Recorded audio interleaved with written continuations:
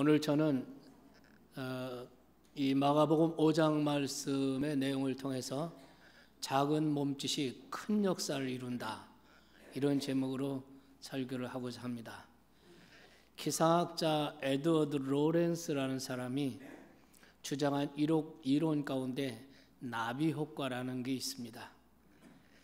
나비의 단순한 날갯짓이 기후에 영향을 미치고 점점 영향을 미쳐서 나중에는 태풍을 몰고 올 수 있다는 얘기입니다. 이 초기값의 미세한 차이가 나중에는 전혀 다른 결과를 가져올 수 있다는 이론이죠. 이것은 기상학에서부터 시작한 이론이지만 지금은 경제학이나 사회학에서도 이 이론이 적용되고 있는 것을 볼 수 있습니다. 저는 이 이론이 영적으로도 적용될 수 있을 거라는 생각을 해봅니다. 오늘 본문에 보면 12해를 혈루증으로 앓는 한 여인에 대한 이야기가 나옵니다. 혈루증이란 본래 원문의 그 직역을 하면 피의 유출, 이러한 뜻입니다. 이것은 여성병의 일종으로서 끊임없이 피가 유출되는 이러한 현상입니다. 여러분, 여성으로서 이 혈루증을 12년을 앓았습니다. 여러분, 그냥 상식적으로 한번 생각해 보십시오. 그 나라는 태양이 장렬하는 열사의 나라입니다. 물이 없습니다. 샤워 시설도 없습니다. 계속해서 흐르는 피로 그 여인의 몸에서는 말할 수 없는 악취가 났을 것입니다. 얼굴 혈색은 창백했을 것입니다. 아마 이런 것을 12년을 계속 알았다면 그 몰골은 형편도 없을 것입니다. 여성의 자존감, 여성의 아름다움 온데간데 없어졌을 것입니다. 남편에게도 버림받았을지 모릅니다. 이런 채로 12년을 고생하고 있습니다. 그런데 이 여인이 많은 사람들 틈에 끼어 예수님의 뒤로 가서 예수님의 옷자락에 손을 댔을 뿐인데 12년을 앓던 이 고통의 문제가 한순간에 해결됐다는 얘기입니다. 여인의 작은 몸짓이 큰 역사를 이룬 것입니다.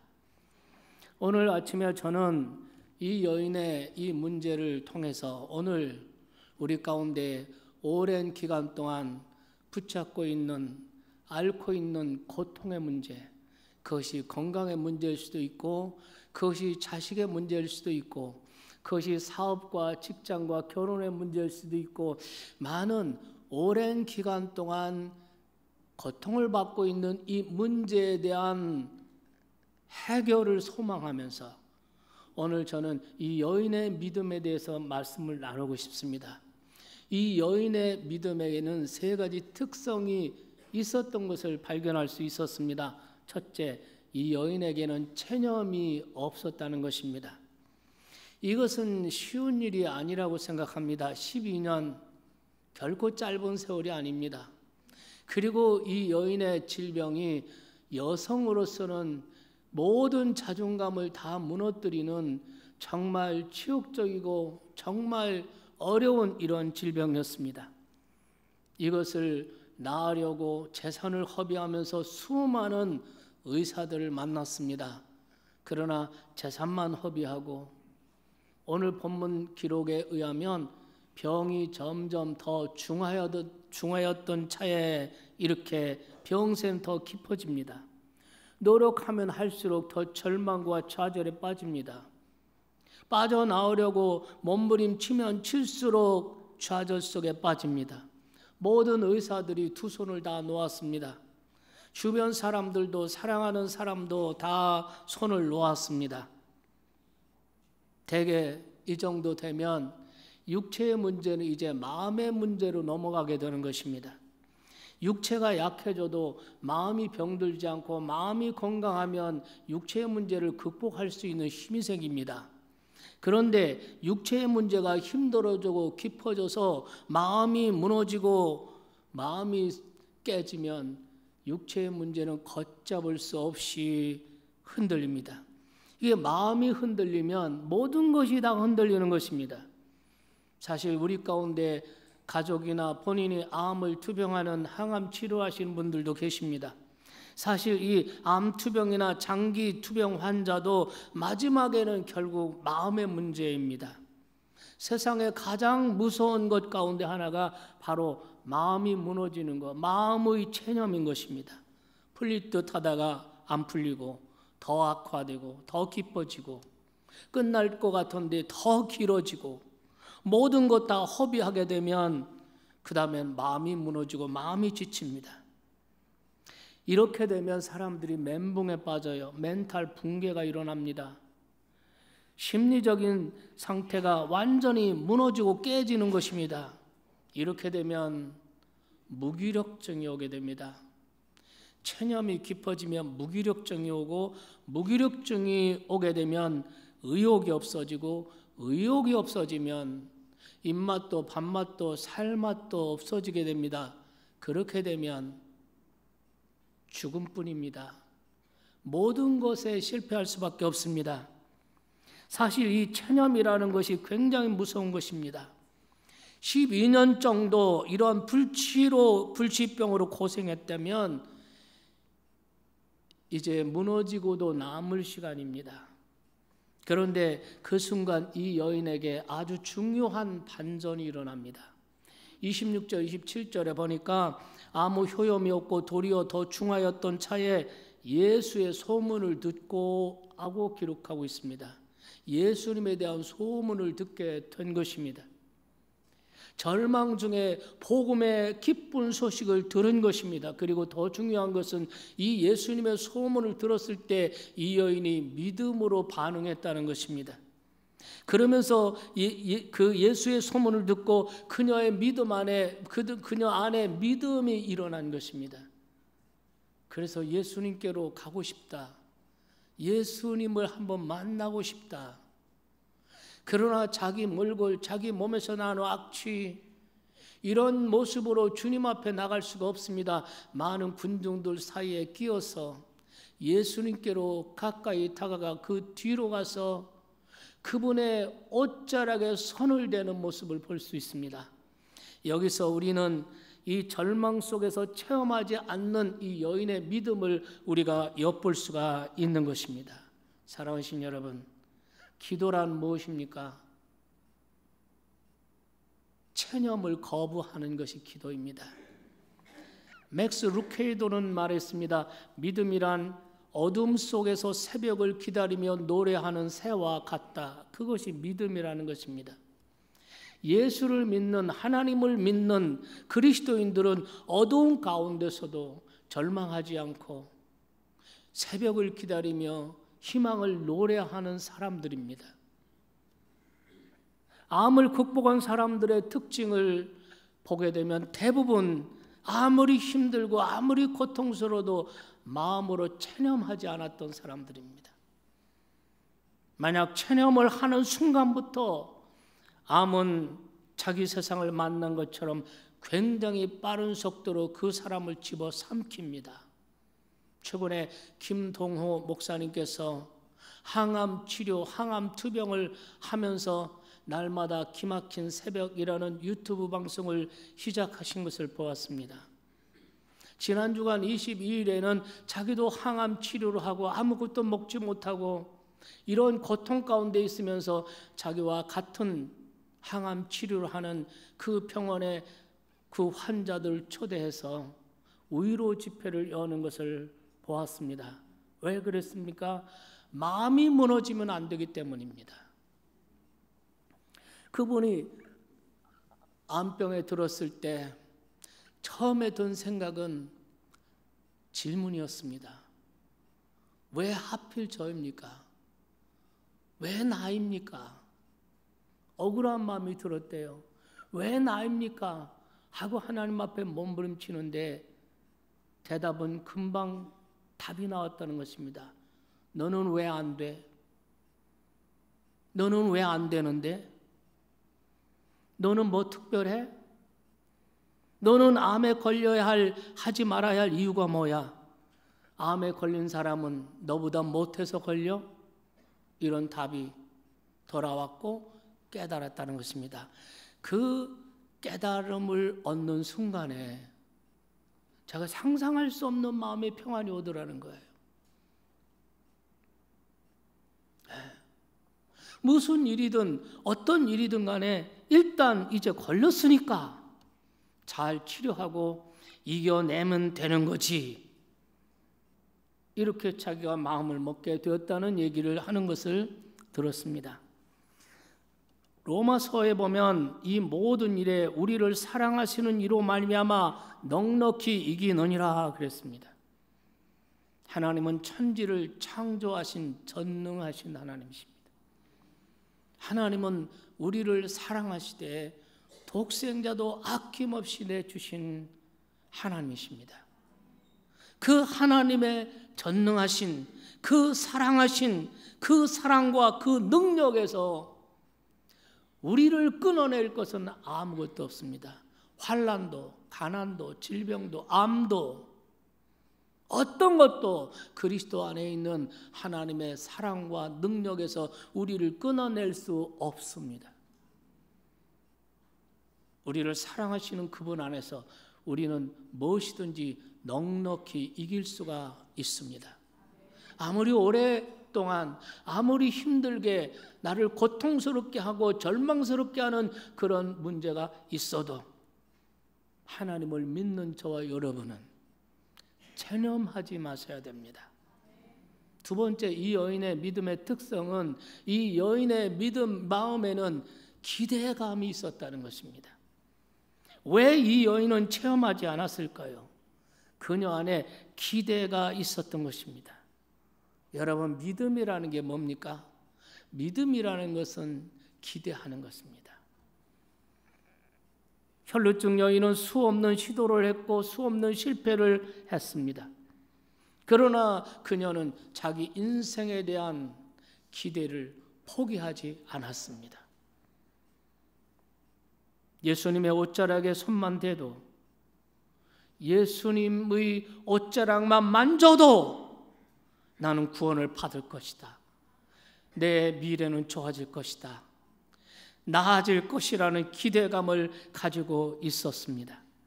다른 사람이 그 소리 들으면 웃기는 얘기입니다.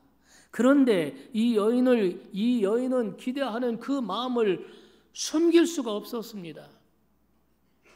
그래서 염치 불구하고 부끄러움과 수치 불구하고 사람들 틈에 끼어서 예수님의 뒤로 가서 예수님의 옷자락을 만진 것입니다. 사랑하는 여러분, 하나님의 역사가 일어나는 곳을 가서 보게 되면 공통점이 있습니다. 강한 기대감이 있다는 것입니다. 여러분, 성령의 역사, 부흥의 역사가 언제 일어납니까? 강한 기대가 있는 곳입니다. 벌써 여러분, 은혜 받을 때, 성령 받고 은혜 받는 하나님의 역사를 경험할 때, 또 하나님의 신유의 능력으로 병이 고침받을 때 보면 공통점이 있습니다. 그것은 무엇인가 마음 가운데 강한 기대감이 생깁니다. 기대감으로 충만합니다. 이번 집회에 무엇인가 일어날 것 같다. 할렐루야. 오늘 예배 시간에, 오늘 기도 시간에 하나님께서 무엇인가 행하실 것 같다는 정말 알 수 없는 기대감으로 충만합니다. 여러분, 말씀을 전하고 부흥의 집회를 인도하다 보면은 정말 하나님의 역사, 하나님께서 이번에 역사하실 것 같다, 하나님의 부흥의 역사가 일어날 것 같다 하는 기대감이 말씀을 전하는 종이나 참여하는 모든 성도들의 가슴에 그 분위기가 기대감으로 충만해 있는 것을 볼 수가 있습니다. 1907년 장대영 교회에서 성령의 대폭발 운동이 일어났을 때, 그때도 보면 그 기간 동안에 1,500명 모인 그 남자 사경에서 남자 성도들이 기대감으로 충만해 있었던 것을 우리는 기록을 통해서 알 수가 있습니다. 여러분, 오늘 여러분이 이 예배 오실 때 어떻게 오셨습니까? 기대감을 가지고 오셨습니까? 아니면 그냥 오셨습니까? 오늘 이 예배 오실 때 만일에 강한 기대감을 가지고 오신 분이 이 자리에 계시다면 벌써 여러분의 마음이 뜨거워져 계실 것입니다. 잘 되는 곳을 가보면 기대감이 높습니다. 그러나 잘 안 되는 곳을 가보면 기대감이 없습니다. 잘 안 될 수밖에 없어요. 교회도 잘 되는 교회는 교인들 안에 잘 될 것이라는 기대감이 꽉 차 있습니다. 우리 교회는 잘 될 거야. 우리 교회는 부흥할 거야. 기대감이 꽉 차 있습니다. 가정도 기대감이 꽉 차 있는 가정이 있습니다. 기대감이 전혀 없는 가정도 있습니다. 여러분의 자녀에 대해서도 어떤 분은 기대감이 꽉 차 있는 분이 있습니다. 그런데 어떤 분은 자녀에 대한 전혀 기대감이 없는 사람도 있습니다. 부부간에도 마찬가지입니다. 배우자를 향한 기대감을 가진 부부가 있습니다. 어떤 환경, 어떤 상황이라 할지라도 이 기대감을 놓지 않는 이런 사람이 있습니다. 거기에 역사가 일어납니다. 기대감이 있는 곳에 하나님의 역사가 일어납니다. 똑같은 환자라도 기대감을 가지고 처방을 받아서 약을 먹는 사람은 약발이 받습니다. 그런데 이걸 먹어야 되나 이런 마음을 가지고 먹으면 약발이 받지 않습니다.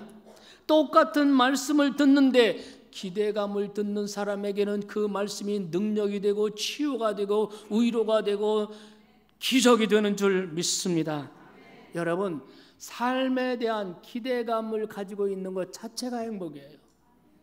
기대감이 없는 것, 그런 인생은 불행한 인생입니다. 차이는 그것입니다. 택시 운전을 하시는 택시 기사, 영업용 택시를 하시는 분이 계신데 이분은 정말 하루 종일, 특별히 이런 여름날 같은 때 하루 종일 택시 운전하는 게 얼마나 지루하고 깝깝하고 힘든 일입니까?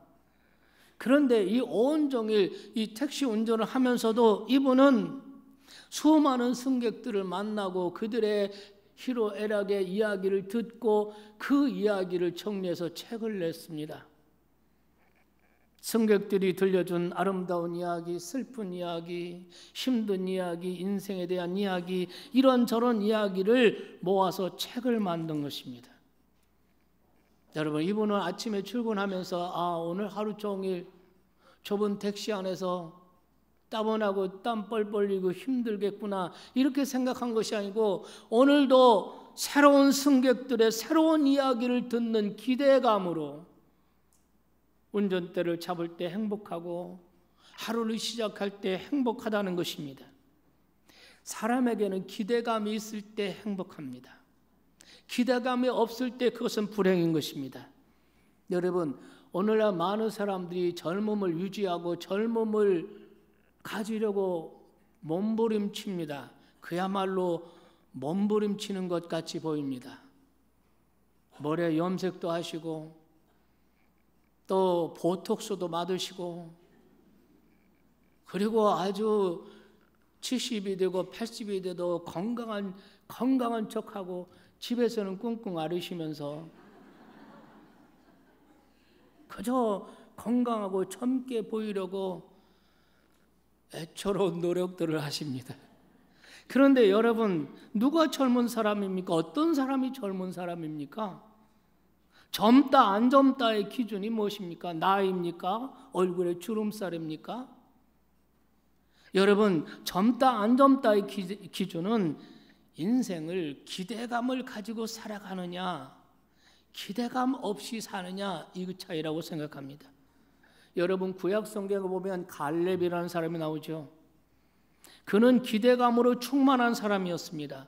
남들은 다 포기하고 다 내려놓고 있는데 갈렙은 그때 나이가 85세인데 갈렙은 포기하지 않았습니다. 여호수아 앞에 나가서 저 산지를 내게 주시옵소서 이렇게 도전합니다. 무엇이 그러하여금 85세까지 젊은이답게 청년같이 살게 했나? 그것은 다른 것이 아닙니다. 기대감입니다. 나와 내 가정, 내 자손들, 우리의 다음 세대가 더 나아질 거야. 더 나아지게 만들어야지. 하나님께서 더 나은 모습으로 우리의 삶의 환경을 만들어 주셔야지. 이런 기대감이 있었던 것입니다. 강력한 그런 기대감이 있으니까, 이 산지를 내게 주소서 하는 기대감이 있으니까, 그는 85세가 되었지만 젊은이였고 청년이었던 줄 믿으시기 바랍니다. 저는 여러분의 인생에 대한 기대감이 죽지 않게 되기를 바랍니다. 여러분의 미래에 대한 기대감이 충만하기를 축원합니다. 그러면 여러분, 어떻게 이런 기대감이 생길까요? 이런 기대감, 진정한 기대감은 어디서 생기느냐? 성령으로부터 오는 것입니다. 성령을 받으면 인생에 대한, 미래에 대한 기대감이 충만해져요. 요엘 선지자가 말합니다. 말세 내가 남녀 종들에게 내 영을 물붓듯이 부어주리니 너희 젊은이들은 환상을 볼 것이요 너희 자녀들은 예언을 할 것이요 너의 늙은이는 꿈을 꾸리라 하신 말씀과 같이, 성령을 받으면, 성령의 은혜를 받으면 없던 기대가 막 생기는 거예요. 자기 인생에 대한 기대가 생겨요. 자기 자녀를 바라볼 때 기대감이 충만해요. 지금은 정말 왼수처럼 보이지만, 그런데 성령 받으면 자기 남편에 대한 기대감이 생기고 아내에 대한 기대감이 충만해요. 믿으시면 아멘 합시다. 우리의 자녀들은 예언합니다. 이 예언이라는 게 뭡니까? 나는 뭐가 될 거야. 아이들이 은혜를 받고 성령 받으면 아이들이 꿈이 생겨요. 나는 의사가 될 거야. 나는 정치인이 돼서 이런 일을 할 거야. 나는 선교사가 될 거야. 자기 입으로 말합니다. 나는 성령 받고 나서 꿈이 생겼습니다. 이 하나님, 나를 죽음에서, 절망에서 건져주신 이 하나님, 이 예수를 전하는 사람이 돼야지. 나는 목사가 될 거야. 그 예언대로 됐습니다. 사랑하신 여러분, 너희 늙은이들은 꿈을 꾸리라. 믿으시면 아멘 합시다.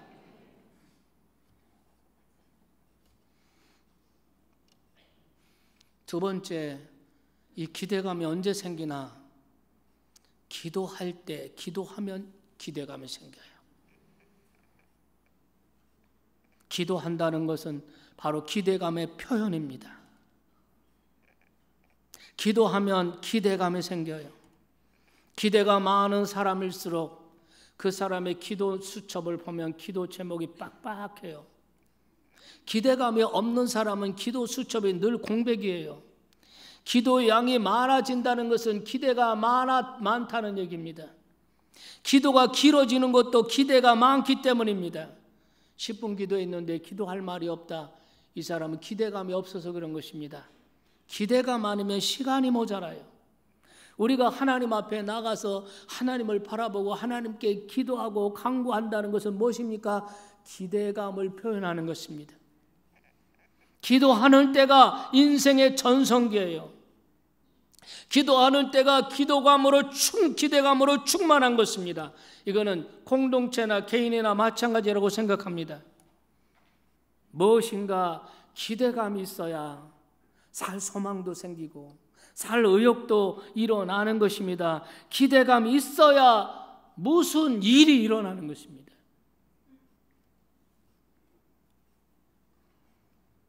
세상 사람들은 절망의 한계에 부딪히면 12년 동안에 이러한 고통의 문제를 끌어안고 말로 다 할 수 없는 고통 가운데 처하면 체념합니다.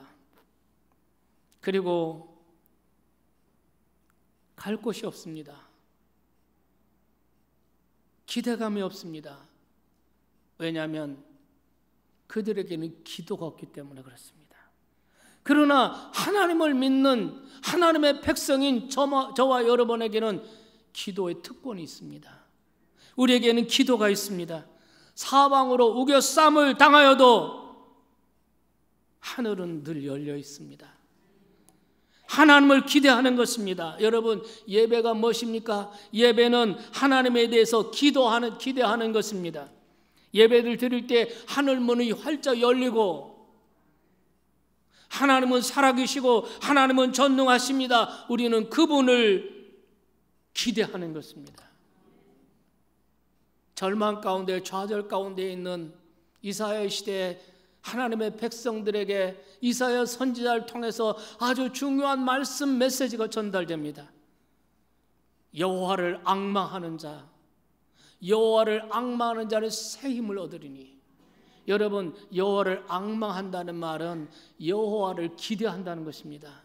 하나님에 대한 기대입니다. 하나님을 앙망하고 하나님을 기대하는 사람은 어떤 상황에서도 새 힘을 얻어요. 다시 한번 해보자, 다시 한번 일어나보자, 새롭게 출발해보자, 할렐루야, 이런 새 힘이 생기는 것입니다. 독수리가 날개치며 올라가면 같을 것이요, 걸어가도 피곤치 않고 달려가도 곤비치 아니하리라. 믿으시면 아멘 합시다. 여러분 몸에 중한 병이 들어도 기대하십시오. 여러분, 병 들었다고 다 좋지 않은 결과가 오는 것은 아니라고 생각합니다. 병 때문에 오히려 유익해지고, 병 때문에 오히려 더 오래 사는 사람도 있습니다. 사람들이 이렇게 말합니다. 건강을 잃으면 모든 것을 잃는 것이다. 그럴듯하지만 전혀 아닙니다.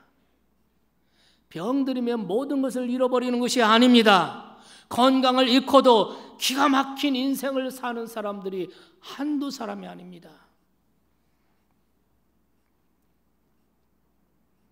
서울대학교에 이상묵 교수라는 분이 있습니다. 이분은 지질 탐사를 위해서 미국에 갔다가 불의의 사고로 전신마비가 됐습니다. 모든 걸 다 잃었습니다. 목 아래로는 다 마비됐습니다. 그런데 그분은 지금도 입에 마우스를 물고 책을 쓰고 논문을 씁니다. 지금도 교수로 재직을 하고 있습니다. 그분은 이렇게 말합니다. 남들은 불행이라 할지 몰라도 나는 행운하다. 이해되십니까? 그는 이렇게 간증합니다. 하늘은 모든 것을 다 가져가시고 희망이라는 단 하나를 나에게 주셨다. 하늘은 나의 모든 것을 다 가져가시고 단 하나 희망이라는 것을 나에게 주셨다. 그 희망으로 그가 살았다는 것이죠. 우리 인생에 있어서 가장 중요한 건 희망입니다. 기대하는 것입니다. 그는 장애를 가진 뒤 자신의 세계가 오히려 더 깊어지고 더 넓어졌다라고 간증하면서 남들은 불행이라 할지 몰라도 나는 행운하다. 여러분, 이지선 씨 아시죠? 지금 이대에서 교수하시고 있는 분이에요. 지선아 사랑해, 이런 자기 간증책이 있습니다. 여러분, 불 속에서 온몸이 다 녹아지고 수술을 수십 번 하고 정말 그런 모습인데 그녀는 간증합니다. 지금의 나는 가장 행복하고 지금의 내가 하나님께 감사한다고. 아무리 힘들고 어려워도 지금보다 나아질 것이라는 희망을 놓지 말고 하나님을 기대하는 여러분이 되시길 바랍니다. 하나님을 앙망하고 바라보시는 여러분이 되기를 바랍니다. 환경이라는 거, 상황이라는 거, 좋았다가 나빠졌다가 이랬다가 저랬다가 왔다 갔다 하는 것이 환경입니다. 그러나 그런 환경 속에서 승리하는 자는 누구입니까? 희망을 잃어버리지 않는 사람, 기대를 놓지 않는 사람이 결국은 승리하는 것입니다.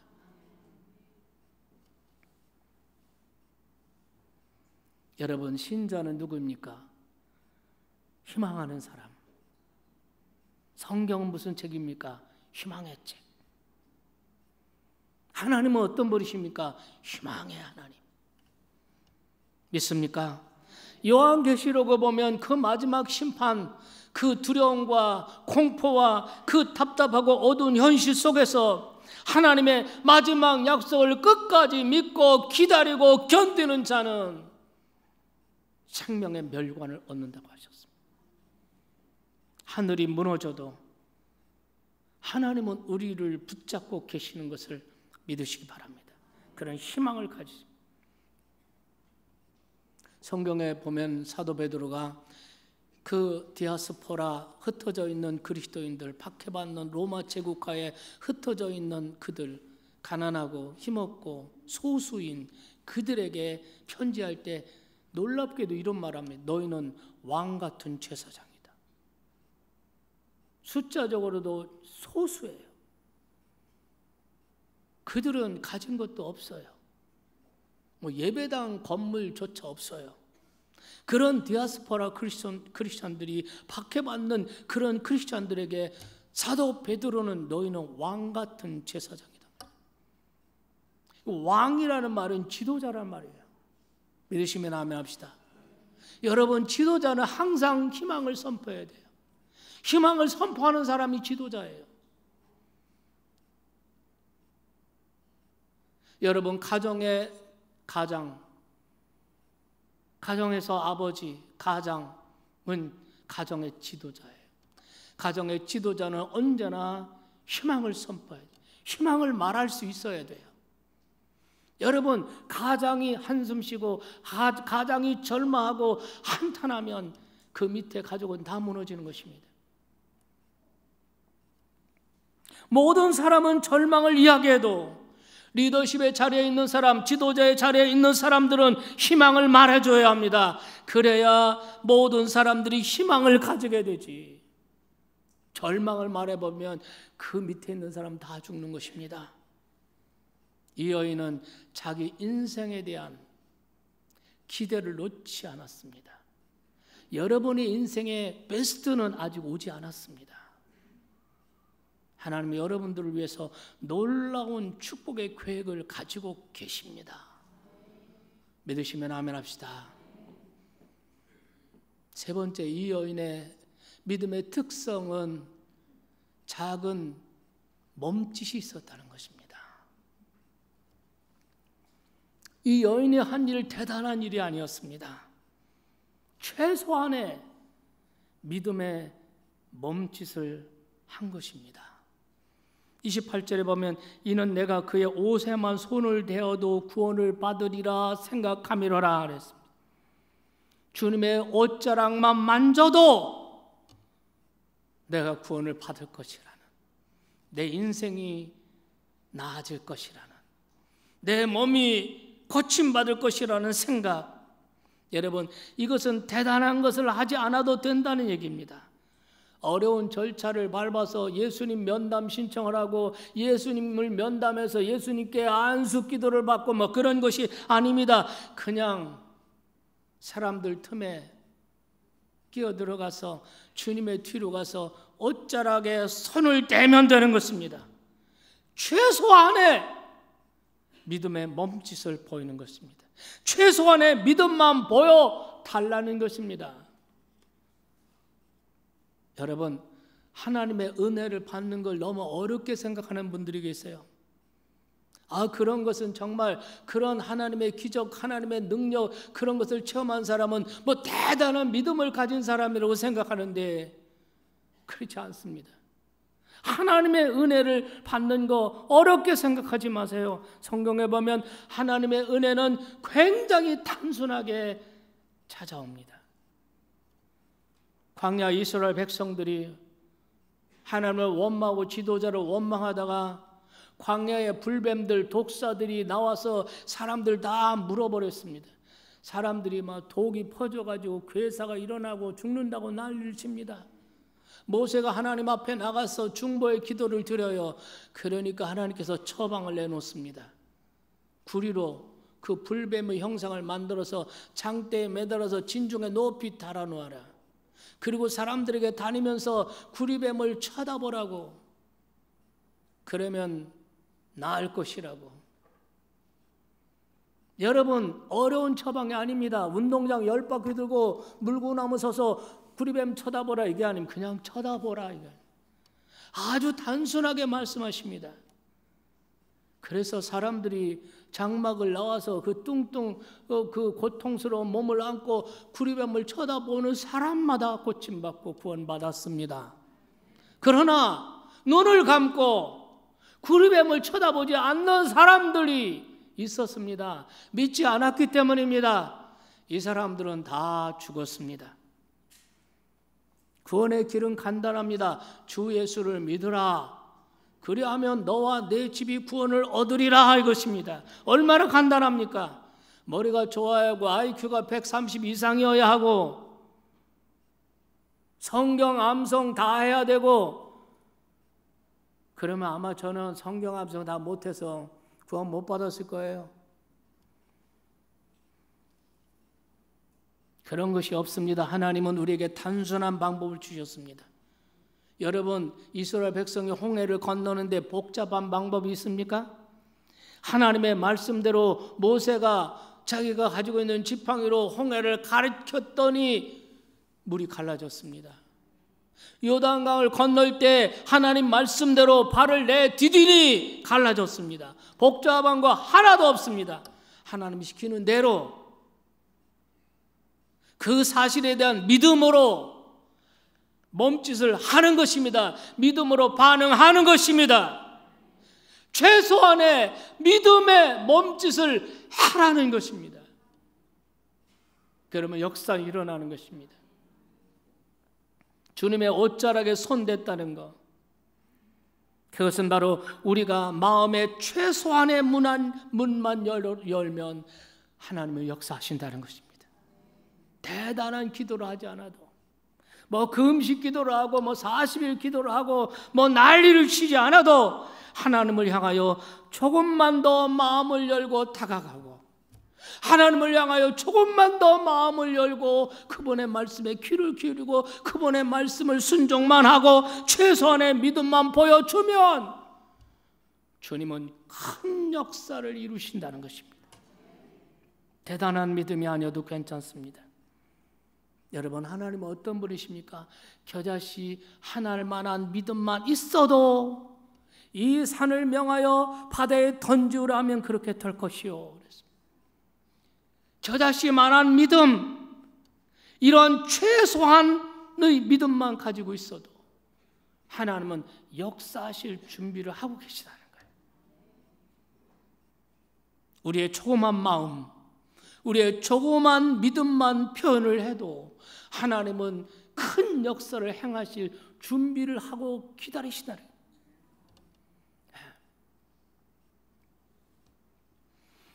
그래서 어떤 때는 그냥 교회에 따라다니다가 가정의 화평을 위해서 아내의 요청에 의해서 그냥 따라다니다가 어느 순간 하나님의 역사를 체험하는 경우도 있습니다. 믿음이 신통치 않은 사람이 믿음 좋은 사람과 가까이 지내면서 그분이 가자고 하니까 기도 모임에도 따라가고 철학 기도에도 나가고 여름에 기도원에도 가고 뭐 봉사하는 데도 가고, 그러다가 어느 순간에 하나님을 만나고 뒤집어지는 역사가 일어납니다. 여러분, 아이들, 철없는 아이들 교회 갈래, 교회 가고 싶어, 그럴 때 가지마, 그럴 필요 없어요. 가라고 하세요. 놀아도 교회 와서 놀고, 장난을 쳐도 교회 와서 장난치고, 철없는 아이들도 교회 와서 자꾸 놀고, 그러다 보면 어느 순간에 이 아이가 은혜를 받고 하나님의 사람으로 변화되는 것을 볼 수가 있습니다. 여러분, 새벽 기도 와서 기도를 방언으로 하고 1시간, 2시간 기도 안 해도 괜찮아요. 새벽 기도 와서 불 받지 않아도 돼요. 그냥 새벽 기도 왔다 갔다 형식적으로 왔다 갔다 해도 어느 순간인가 하나님의 은혜가 임하는 것입니다. 문제는 뭐냐면, 문제가 있을 때, 어려움에 문제가 있을 때 주님이 생각나고 기도를 하고 싶구나, 문제가 어려움이 있을 때 교회를 가야지, 이런 마음이 일어나는 것 자체가 은혜고 축복인 줄 믿으시기 바랍니다. 이 여인은 주님의 옷자락에 손만 대도 구원을 얻으리라고 생각했습니다. 그분의 몸을 만지거나 그분에게 안수기도를 받지 않아도 됩니다. 대단한 노력이 아니어도 됩니다. 하나님 우리에게 많은 걸 요구하는 게 아니에요. 하나님 우리의 연약함을 아십니다. 여러분에게 많은 것을 요구하지 않았습니다. 최소한의 노력, 아주 간단한 터치, 그냥 힘들고 어려울 때 무릎 꿇고 주님의 이름만 불러도, 최소한의 주님의 옷자락에 터치만 해도 주님은 역사하십니다. 우리를 위로하시고 우리에게 셈 주시고 우리를 치유하시고 이길 수 있는 능력과 확신을 주시고 큰 역사를 일으키십니다. 사랑하는 성도 여러분, 조금만 더 주님께로 마음을 내밀어 보세요. 조금만 더 마음을 열고, 조금만 더 주님께 다가오고, 조금만 더 주님의 말씀에 귀를 기울이고, 조금만 더 최소한의 몸짓을 행하십시오. 하나님은 그 타이밍을 기다리고 계십니다. 하나님은 여러분의 태도가 달라지기를 기다리십니다. 하나님은 그 순간에, 한순간에 역사하십니다. 여러분 10년, 20년 힘들고 고통스러운 문제 끌어안고 계신 분 혹 계십니까? 우리에게는 10년, 20년, 30년 힘든 기간이지만 하나님께는 10년이나 20년 묵은 거나 하나님께는 별 차이가 없어요. 전에 저를 가르치던 고 김웅조 목사님이 구약을 가르치실 때 하신 말씀 기억나요? 하나님께는 암병이나 감기나 똑같다는 것입니다. 하나님께는 차이가 없어요. 하나님은 10년 묵은 거나 20년 묵은 고통의 문제나 하나님께는 차이가 없음을 믿으시기 바랍니다. 생각을 어렵게 하는 분들이 계신데 지금 아주 작은 믿음의 행동을 보여보십시오. 아주 작은 믿음이라도 여는 것으로부터 시작해 보십시오. 그곳에 하나님의 큰 역사가 일어납니다. 이 여인의 이 믿음의 작은 몸짓은 어떤 결과를 가져왔습니까? 12년 동안 끌었던 문제가 한순간에 해결됐어요. 그 옷자락에 손을 대는 순간 혈루의 근원이 끊어진 것을 이 여인이 몸으로 느꼈습니다. 그리고 오늘 30절 말씀 보면은 주님께서 그 순간 자기에게서 능력이 나간 것을 주님이 느끼셨습니다. 순간적으로 역사가 일어난 겁니다. 여러분, 우리가 힘들고 어려운 일을 만날 때, 그 고난의 한복판에 있을 때, 그때는 마치 시간이 멈춘 것 같이 느껴져요. 끝이 보이지 않는 터널과 같이 느껴집니다. 초롱성이 버티고 있는 것 같이 느껴집니다. 그러나 어느 한순간에 그 문제의 초롱성이 한순간에 무너져요. 믿으시면 아멘 합시다. 하나님은 그런 분이세요. 한순간에 역전하시는 분이에요. 한순간에 역전하시는 분이십니다. 우리가 체념하지 않고, 내 인생에 대해서 체념하지 않고 하나님을 기대하고, 믿습니까? 조금만 더 마음을 열고 조금만 더 가까이 서서 믿음의 몸짓을 행하면 하나님께서 역사하시는 그 놀라운 역사를 맛볼 수가 있습니다. 지루한 전쟁이 어느 날 한순간에 끝이 나는 것입니다. 끝이 없는 터널에 들어온 것 같았는데 어느 한순간 빛이 비춰지고 터널이 끝나는 것입니다. 이런 말이 있죠. 새벽이 오기 전에 가장 어두운 순간이 있다고 그럽니다. 어떤 분에게는 지금이 그 시간일 수 있습니다. 기도 응답받기 전에 최악의 낙심 상태가 있습니다. 어떤 분에게는 지금이 그 시간일 수 있습니다. 그 밤을 통과해야 합니다. 낙담하고 무너질 것 같은, 그래서 모든 것을 포기하고 전념하고 싶은 그런 순간을 통과하고 견뎌내셔야 합니다. 그 순간에도 하나님께 대한 기대감을 가지고 믿음으로, 기도로 한 발짝만 더 가까이 다가서고 믿음의 손을 한 발짝만 더 내밀고 하나님께 다가가면 하나님의 역사하십니다. 우리의 이런 작은 몸짓이 큰 역사를 일으킵니다. 최소한의 믿음만 우리에게 있어도 하나님은 역사하시기를 원하시는 하나님이세요.